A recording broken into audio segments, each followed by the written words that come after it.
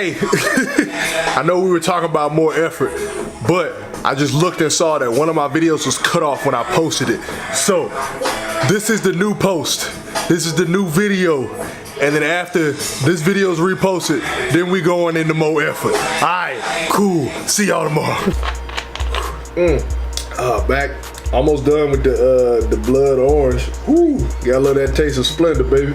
Welcome to super stupid situations, where I talk about situations in my life that happens where I injured myself and or almost died that could have been completely avoided if I wasn't being such a dumbass. All right, so number 2, we did 1, now we on 2. Dos, on deux, that's French. So this super stupid situation is also a Boy Scout situation. The Boy Scouts, a big part of my life.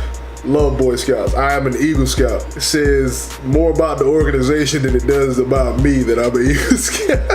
JK. This situation was, I think I just joined the Boy Scouts. I was probably I was in middle school. I know I was in middle school, so I was probably between 10 and 12. Every Boy Scout troop usually meets in a church. The church we met in was Westminster Presbyterian on Broad River Road. Everybody from Columbia knows Westminster Presbyterian on Broad River Road. It's literally right by the GameStop. That's right by the McDonald's. It's right there. So basically what happened was, during the meeting for Boy Scouts, we all sit, we talk about what's coming up, camping trips that we're planning, getting married, back, stuff like that. But before and after the meeting, we literally did whatever. We would be outside playing football, we would be running around the church, all types of stuff. So we decided that today we were gonna play hide and go seek inside the church.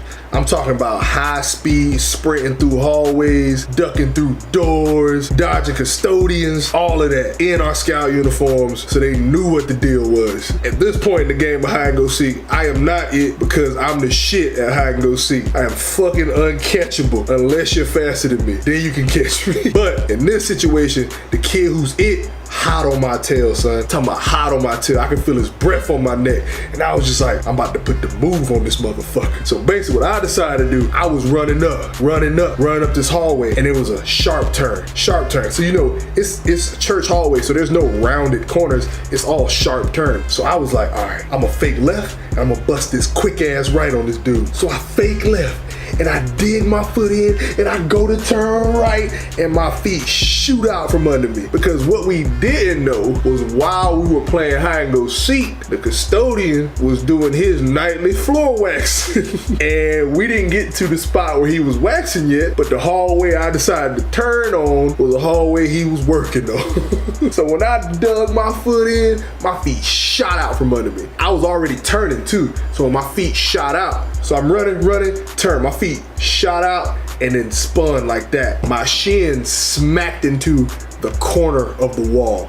Just smacked into it, just pop, right into the corner of the wall. And it was an explosion of pain in my shin. I immediately dropped to the floor and was like, And in that moment, I knew I was in pain. I didn't know how badly injured I was, but I knew I was in pain. And the kid who was it went up, touched me, and ran away. And I was like, fuck, this hurts so bad. Nothing has ever hurt this bad. So I lift my pants leg up, and my shin is completely split all the way down to the bone. And I can see the bone. I can see veins and shit. I freaked the fuck out. I was just like, holy fuck, what? I was like, yo, I gotta go to the Scoutmasters. And while we were playing around, everybody else was in they were in the Cub Scout room. They were eating. It was one Monday a month they would have food, and they were in there eating. So I basically limped to the room, and I see my dad. Mind you, my dad was in the military for 20 years, and my dad's probably the only person that I know that laughs at more shit than I do. So my dad is in there sitting down eating a hot dog, talking to somebody, and I walk in crying, lift up my pants leg, like, Dad, I hurt my leg. Mind you, everybody else was like, oh God, what the fuck? My dad was like, all right, well, we gonna need to go to the hospital. But before that, I had to get me another plate. I'm literally right here, bleeding, and all the other Scoutmasters are like, we gotta call an ambulance. He's gonna fucking bleed out. And my dad was just like, all right, hold on, hey, chill on all that. I'm almost done making my plate. And when I'm done making my plate, I'm gonna take him to the hospital. I ain't gonna lie, in retrospect, that shit's funny as fuck. But like, while I was there, I was just like, damn, what? You gotta make a plate? What? Oh my God, I'm dying. So my dad makes his plate and we get into the car and we're on the way to the hospital. The whole time I'm bleeding everywhere. I got paper towels, just hugging it. Even I wasn't bleeding out, I was just bleeding everywhere. It wasn't nearly as serious as I thought. But we get to the hospital, the emergency room, and they bring me in. There's blood all on my hands and everything. So I immediately got skipped to the line in front of everybody, which was clutch because I was gonna die. Not really. They give me, like, all right, we gotta give some stitches. And I'm like, okay. So they stabbed the anesthesia needles in my leg, which hurt like a bitch. And they start stitching me up. And since the wound was open so much and it was so deep, they had to stitch like the meat together first, and then they can stitch the skin together up top. So like the wound was like this. So they had to stitch that part like that, and then they could stitch it closed at the top. So I got 16 stitches on the inside, and then I think another 12 on the outside to close it up. It's a total of like 28. And when they were stitching me, I was fucking screaming so loud. Like, I'm talking about top of my lungs, like I was back there getting fucking murdered. I was just like, just screaming everywhere. And like my dad was just like, oh God, this fucking kid won't shut the fuck up. So they finished the stitches. Mind you, when we got there was probably 35 people in the waiting room. When we got there, in the emergency room, 35 people in the waiting room. I get my stitches, we leave out, empty. Completely empty. I was literally in there getting stitches for probably 30 minutes. And we were leaving. It's just empty. And the nurse at the desk like, yeah, you cleared them all out of here.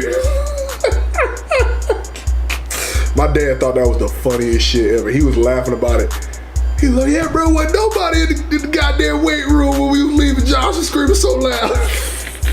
But yeah, I still got the scar too, bro. Hold on, here we go. You can see it, there you go. It's the biggest scar that I have, right there. If I get a close up, that scar is almost 13 years old. That's probably the only time I had to get stitches ever in my life. Didn't break no bones, but yeah, that's that story. That's situation number 2 right there. Yeah, trust me, I have way more situations like this just cause, you know, I'm fucking stupid. Not necessarily stupid as in dumb. I just tend to move fast and everything, and that just leads to me making mistakes. Yeah, I'm gonna go with that. This is number 2, super stupid situations. Stay tuned for number 3. Yeah, baby.